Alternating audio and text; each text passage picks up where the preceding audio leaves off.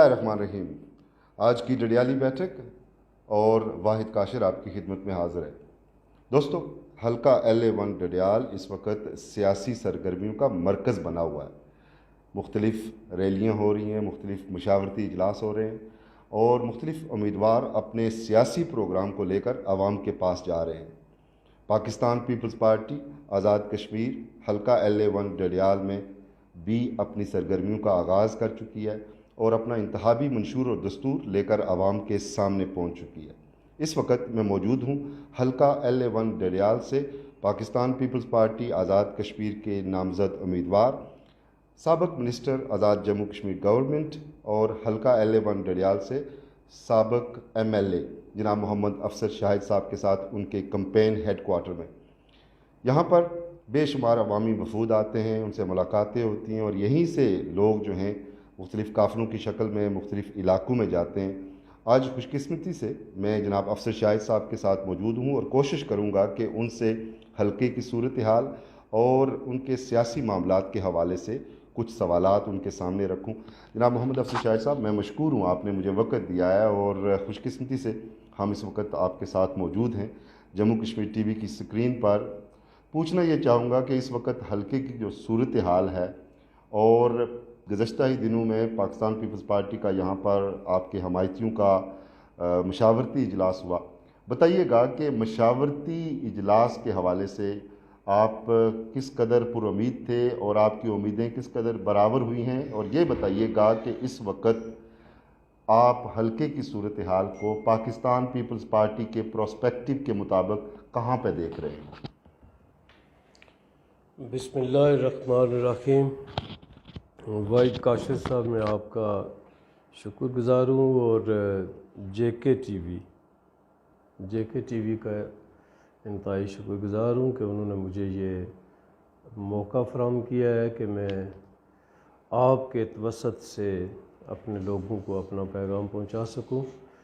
اس وقت ڈڈیال میں Peoples party مکمل طور پر منظم ہو کر الیکشن کے لیے تیار ہے اور پیپلز پارٹی اپنے منشور کی بنیاد پر، اپنی کارکردگی کی بنیاد پر اور اپنی تنظیمی صلاحیت کی بنیاد پر مجھے پورا یقین ہے کہ یہ 2021 کا الیکشن پیپلز پارٹی کا الیکشن ہے۔ گزشتہ دنوں میں پیپلز پارٹی کے عہدیداران کی ایک میٹنگ میں ہم نے اس کمپین کا آغاز کیا تھا اور الحمدللہ ڈڈیال میں پیپلز پارٹی نے اپنی بھرپور قوت کے ساتھ جو پہلا پیغام ڈڈیال کے لوگوں کو اور آزاد کشمیر کے لوگوں کو دیا ہے وہ یہ کہ وہ مکمل ڈٹرمنڈ ہیں کہ اس بار پیپلز پارٹی کو وہ اپنی نمائندگی کا موقع فراہم کریں گے۔ شاہد صاحب، بتائیے گا کہ اس وقت جو حلقے کی صورتحال ہے، دیگر پولیٹیکل فورسز انہوں نے بھی اپنے پاور شو کیے ہیں، ان میں جو زیادہ دلچسپی کا باعث تھا وہ اوبیسلی شعیب عابد ایک نوجوان رہنما کی صورت میں سامنے آ رہے ہیں۔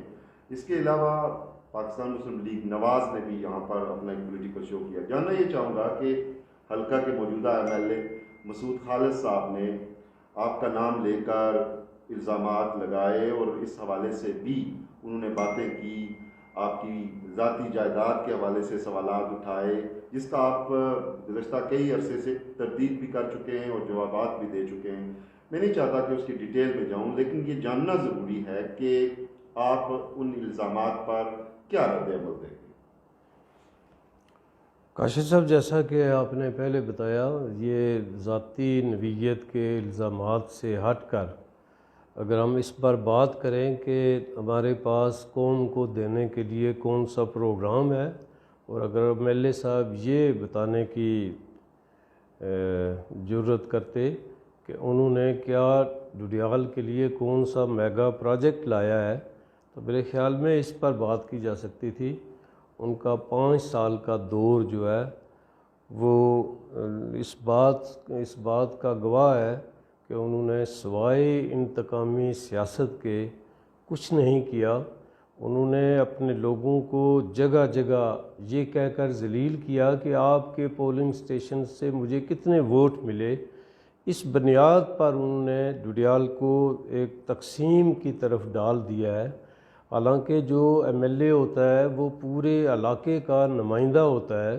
انہوں نے علاقے کی نمائندگی کی بجائے 5 سال میں انہوں نے لوگوں کو تقسیم کیا، اپنا کون ہے، پرایا کون ہے، کس نے ووٹ دیے، کس نے ووٹ نہیں دیے، اور بدتمیزی اور بد اخلاقی کا وہ طوفان انہوں نے برپا کیا، اور لوگوں کو لاقانونیت کی طرف انہوں نے اس انداز سے راغب کیا کہ یہاں پر پتہ چلتا تھا کہ حکومتی سرپرستی میں قانون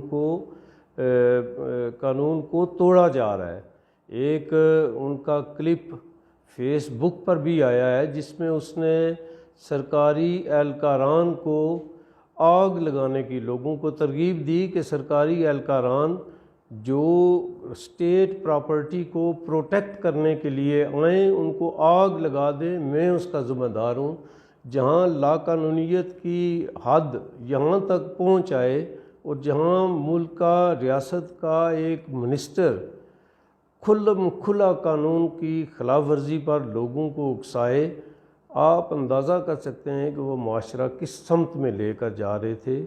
میں نے اپنے 5 سالہ دور میں لوگوں کو باہمی محبت، بھائی چارے، پیار اور رواداری کا پیغام دیا، جس کی بنیاد پر ڈوڈیال ایک سمت پر، اخوت اور بھائی چارے کی سمت پر چلا گیا تھا، اور یقینی اعتبار سے ڈوڈیال اگر اس سفر پر، جس سفر پر میں نے ڈالا تھا، میں نے ایجوکیشن کے سفر پر ڈالا تھا، میں نے پیار محبت کے سفر پر ڈالا تھا، میں نے ایک دوسرے کو برداشت کرنے کی روش پر ڈالا تھا، میں نے تحمل اور بردباری کی سیاست کو فروغ دیا تھا، اگر اس طرف ڈوڈیال کو لے کر جاتے تو یقیناً آج کا ڈوڈیال ایک مختلف ڈوڈیال ہوتا۔ وہ بہت زیادہ جو باتیں کر رہے ہیں وہ یہ کر رہے ہیں کہ میں نے یہ سڑکیں بنائیں، ایک بھی سڑک کی منظوری کا وہ دکھا دیں کہ اس نے کوئی میگا پروجیکٹ لایا ہے۔ دان گلی پلاک روڈ کی منظوری ہمارے دور میں ہوئی ہے، یہ سیاخ والے روڈ کی منظوری ہمارے دور میں ہوئی ہے، ہمارے پرائم منسٹر صاحب نے وہاں پر جو فاؤنڈیشن سٹون ہے ان دونوں سڑکوں کا رکھا ہے۔ سو اس حوالہ سے میں یہ کہہ سکتا ہوں کہ جتنے بھی میگا پروجیکٹ آئے ہیں ڈوڈیال کے اندر وہ پیپلز پارٹی کے دور میں آئے ہیں۔ ہم نے ڈوڈیال کو ایک عوامی پارک دیا ہے، ہم نے ڈوڈیال میں منی اسٹیڈیم کی بنیاد رکھی تھی جو آج منی اسٹیڈیم تیار ہو چکا ہے۔ سو ترقی اور خوشحالی کی بنیاد جو ہے وہ ڈوڈیال میں پیپلز پارٹی کے دور میں دی گئی تھی۔ شاہ صاحب بتائیے گا کہ اس وقت ڈوڈیال میں بے شمار مسائل ہیں، ہم ان مسائل کے حوالے سے اگر گفتگو کریں تو ہر جگہ پر لوگوں کے مختلف مسائل ہیں۔ شہر میں پینے کے پانی کا مسئلہ ہے، الیکٹرکسٹی، اس کی لوڈ شیڈنگ جو ہے وہ بغیر کسی شیڈول کے ہو رہی ہے، یہ تو مسائل ہیں۔ لیکن کیا آپ نہیں محسوس کرتے کہ اس وقت ڈوڈیال کو تعلیم کے حوالے سے اس عظیم سفر پر ڈالنے کی ضرورت ہے؟ انفراسٹرکچر کی اپنی جگہ اہمیت رکھتا ہے، صحت کے حوالے سے 3.5 کروڑ روپے ہمارے تحصیل ہیڈ کوارٹر ہاسپٹل کا بجٹ ہے، 5.5 لاکھ روپے ہمیں صرف اور صرف اس کے جنریٹر بجلی پاور جنریشن کے لیے ملتے ہیں، لیکن سہولیات کا فقدان ہے۔ ایک عام جو فرد ہے معاشرے کا، ڈوڈیال کا ایک عام شہری جو ہے وہ اس حوالے سے سوال کرتا ہے کہ اس وقت ان چیزوں کی ضرورت ہے۔ کیا آپ نہیں سمجھتے کہ بحیثیت پیپلز پارٹی کے کینڈیڈیٹ کے اس وقت ڈوڈیال کا ایک عام شہری جو ہے اس کو تعلیم کے حوالے سے، صحت کے حوالے سے جو سنجیدہ قسم کے مسائل درپیش ہیں اس کے اوپر ایک میننگ فل ڈیبیٹ کرنی چاہیے؟ کیا آپ نہیں سمجھتے کہ اس حوالے سے دیگر کینڈیڈیٹس کو بھی ڈیبیٹ کے میدان میں آنا چاہیے اور اپنا پروگرام دینا چاہیے؟ کیا آپ اس حوالے سے کوئی اپنا واضح منشور دستور رکھتے ہیں؟ ڈیفینیٹلی جی، جب ہمیں اللہ نے موقع دیا تھا تو ہمارے وزیر اعظم صاحب نے اپنا ایک ویژن پیش کیا تھا کہ میں آزاد کشمیر کو ایجوکیشن سٹی میں تبدیل کروں گا۔ سو آزاد کشمیر کو ایجوکیشن سٹی میں تبدیل کرنے کا سفر پیپلز پارٹی کے دور میں ہوا.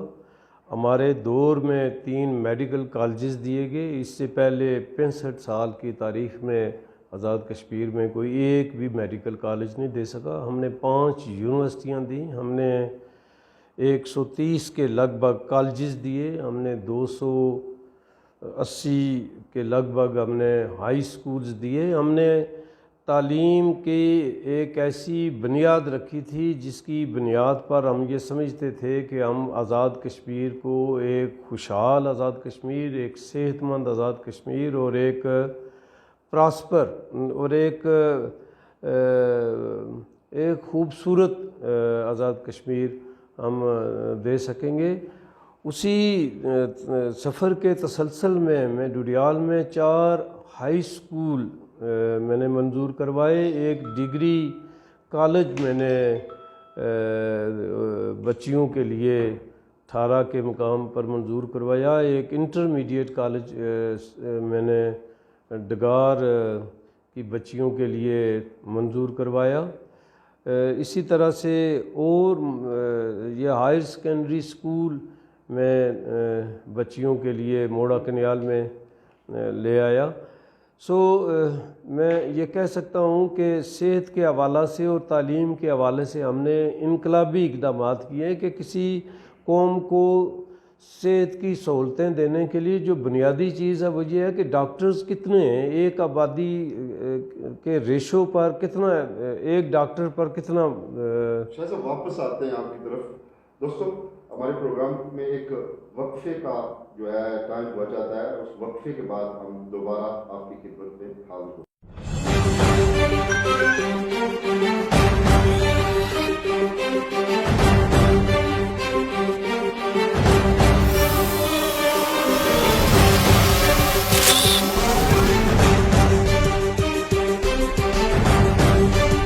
جی دوستوں، ہم آپ کی خدمت میں دوبارہ حاضر ہیں بریک کے بعد، اور ہمارے ساتھ موجود ہیں جناب محمد افضل شاعر صاحب.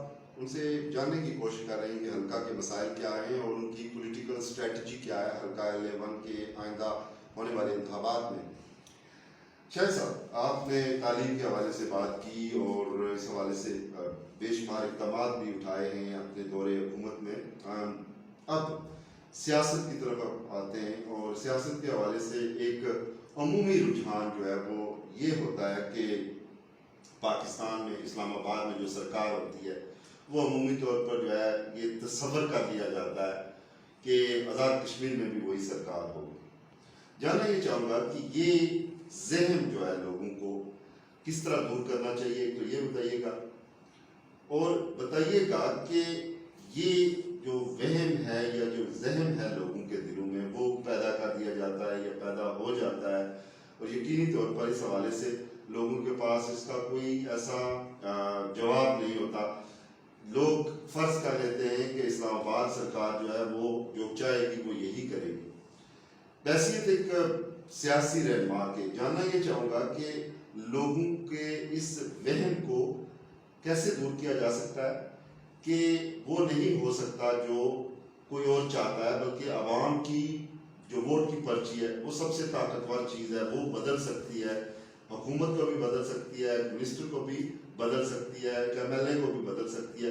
یہ جمہوریت کی حقیقی روح ہوتی ہے. بحیثیت پاکستان پیپلز پارٹی کے ایک اگر کارکن کی حیثیت سے آپ سے سوال کیا جائے تو کیا کہیں گے اس حوالے سے؟ دیکھیں جی، یہ لوگوں کو حکومت بنانے کا حق ہے. یہ حق لوگوں کو آزاد کشمیر کے کانسٹیٹیوشن کے تحت دیا گیا ہے. اگر کوئی فرض کر لے، کوئی اس وہم میں مبتلا ہو جائے کہ اسلام آباد کی جو حکومت ہے وہی حکومت بناتی ہے، تو اس وہم کا اور اس ذہن کا تو کوئی علاج نہیں ہے. بعض لوگوں کے ایسے ذہن میں آئے، لیکن کسی بھی طور پر میں یہ سمجھتا ہوں کہ پاکستان کی حکومت آزاد کشمیر کے انتخابات میں کسی قسم کی بھی کوئی مداخلت نہیں کرے گی. یہ ایک خیال بھی ہے، اور اگر پاکستان کی حکومت کی طرف سے کوئی مداخلت ہوتی ہے تو اس کو خاموشی سے. شاید صاحب معذرت چاہتا ہوں، آپ سے اختلاف کروں گا. ابھی کچھ دن پہلے آپ مظفر آباد میں تھے اور آپ احتجاج کر رہے تھے اپنی پارٹی کے ساتھ، اور احتجاج اس چیز پر ہو رہا تھا کہ پنڈی سرکار جو ہے وہ آپ کے انتخابات کو مؤخر کرانے، ملتوی کرانے یا اس کو ڈیلے کرنے کے حوالے سے کر رہی ہے. تو آپ نے اس کے اوپر سٹینڈ لیا. تو ظاہر بات ہے جہاں دھواں اٹھ رہا تھا وہاں پر یقینی طور پر آگ بھی لگی ہوئی تھی. کیا بتائیں گے اس حوالے سے؟ میں پھر یہ کہتا ہوں کہ پاکستان میں جو مسلط ٹولہ ہے پی ٹی آئی کا، جس نے پاکستان کا سوشل اور پولیٹیکل فائبر تباہ کر کے رکھ دیا ہے، یہ اس کے خواب اور ڈریمز تو ہو سکتے ہیں، یہ اس کی خواہش تو تھی کہ الیکشن سے فرار کا راستہ اختیار کیا جائے، لیکن آزاد کشمیر کی پولیٹیکل وزڈم اور پیپلز پارٹی کی پولیٹیکل وزڈم نے اس کو فیل کر دیا ہے. وہ چاہنے کے باوجود الیکشن کو پوسٹ پون نہیں کروا سکے. آئین اور قانون کے تحت الیکشن اپنے وقت پر ہونے کو جا رہے ہیں. ہم کسی بھی طور پر کوئی ایسی حرکت جو غیر قانونی ہو، جو غیر اخلاقی ہو، جو غیر آئینی ہو، پیپلز پارٹی اس کو کسی بھی طور پر قبول نہیں کرے گی، چاہے وہ اسلام آباد سے ہو، چاہے وہ مظفر آباد سے ہو، چاہے وہ کسی بھی جگہ پر ہو.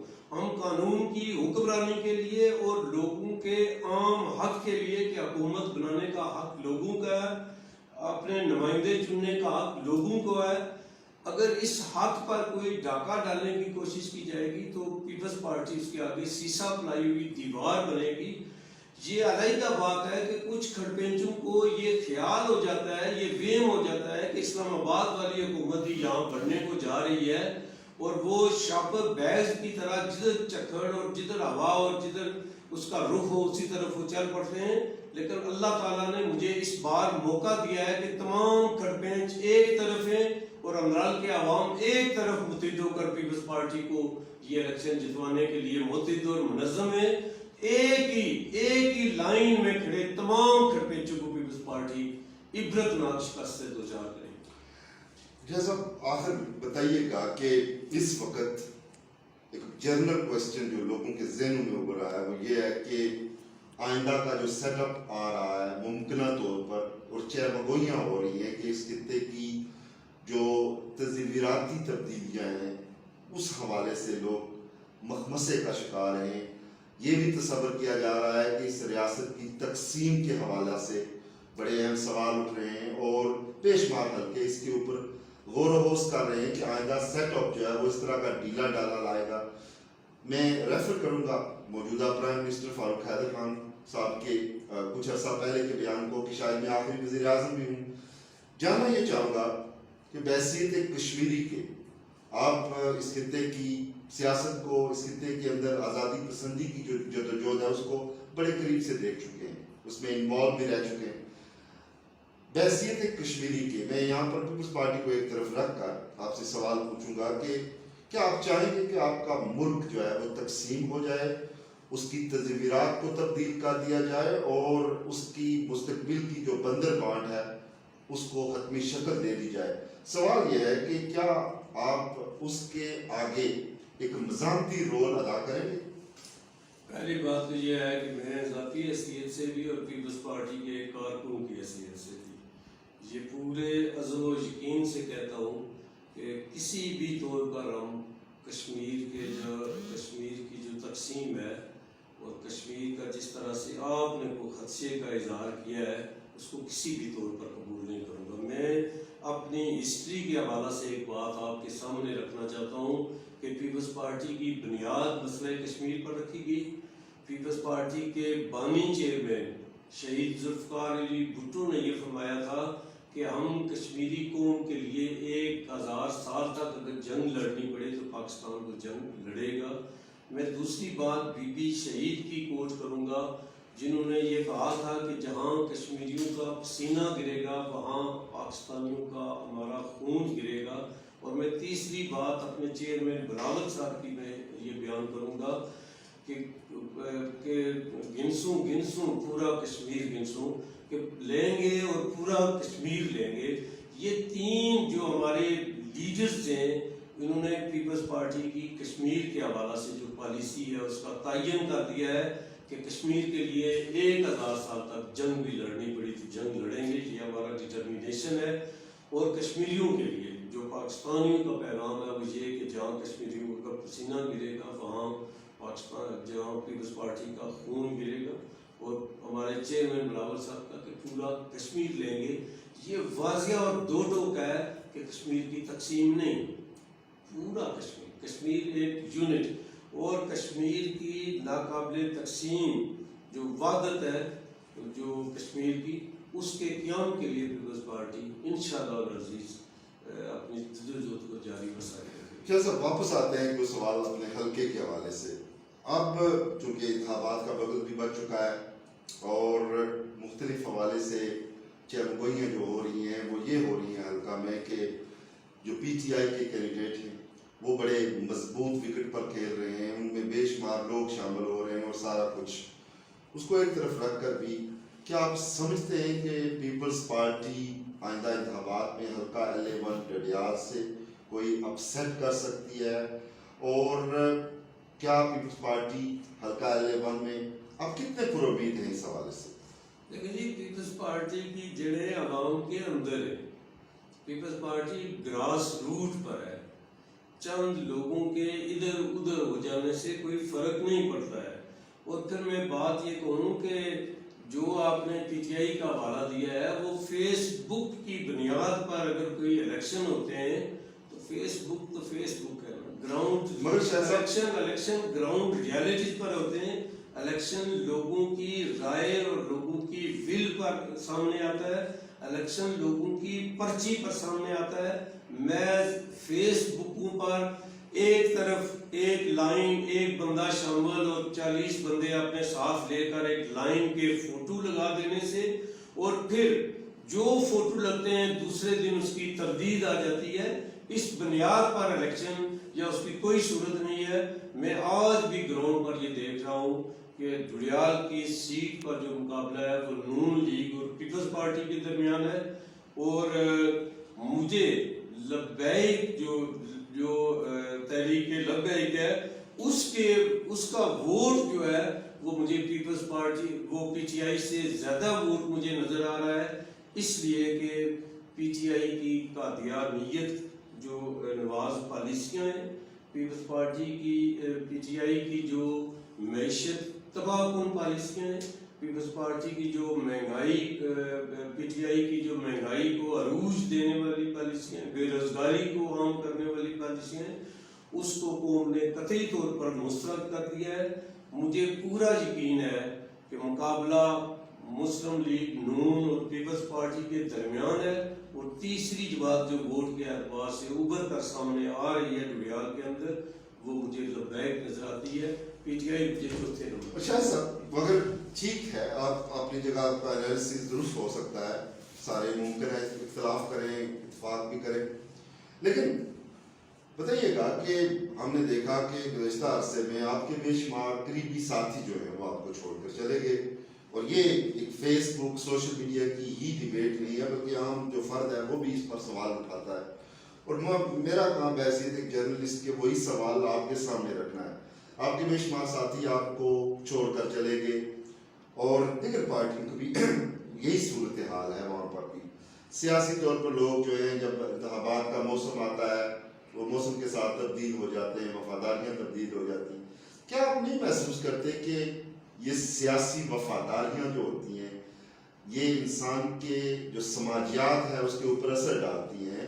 ہمارے یہاں پر صدیوں سے ایک دوسرے کے ساتھ رشتے موجود ہیں، اور انتخابات میں وقتی طور پر لوگ جو ہیں وہ مفادات کے حوالے سے سیاسی جو بھی آپ کہہ سکتے ہیں بیٹرمنٹ کے حوالے سے وہ چلے جاتے ہیں۔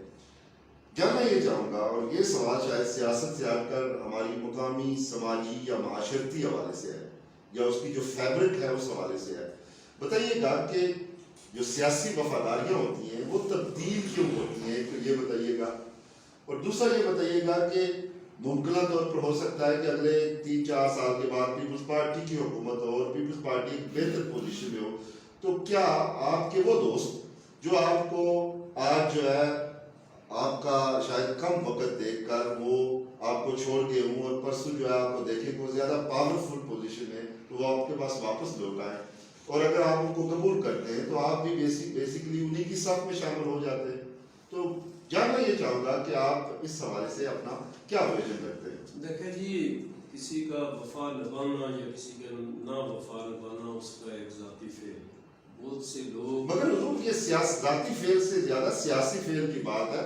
आप ये कहते आए हैं कि हमने दड़े सियासत जो है, दड़ियों की सियासत, जो खड़पेंचों की सियासत है, उनको दफन कर दिया था, लेकिन अब हम देख रहे हैं आपके सामने वही दड़े और वही जो खड़पेंच हैं वो एक तरफ से दूसरी तरफ हिजरत कर रहे हैं। तो ये किस तरह से हो सकता है?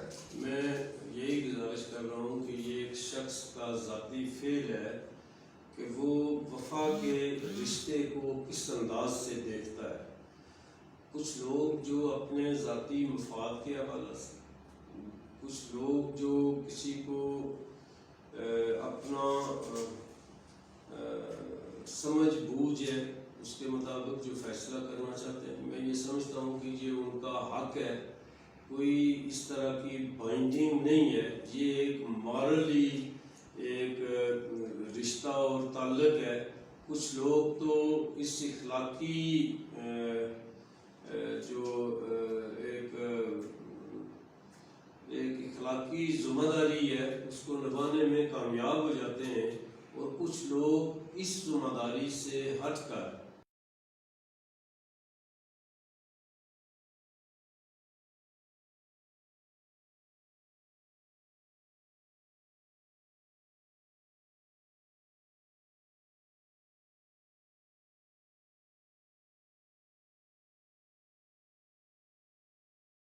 चनार free dialysis centre Bhimber Azad Kashmir गुर्दे के नकारा पाकिस्तान व आज़ाद कश्मीर भर से मरीजों को फ्री डायलिसिस के साथ तमाम इंटरनेशनल मेयार के मुताबिक सहूलियात फराहम कर रहा है। आइए इस रमजान दिए से दिया जलाएं। चनार free dialysis centre Bhimber Azad Kashmir की मदद करें।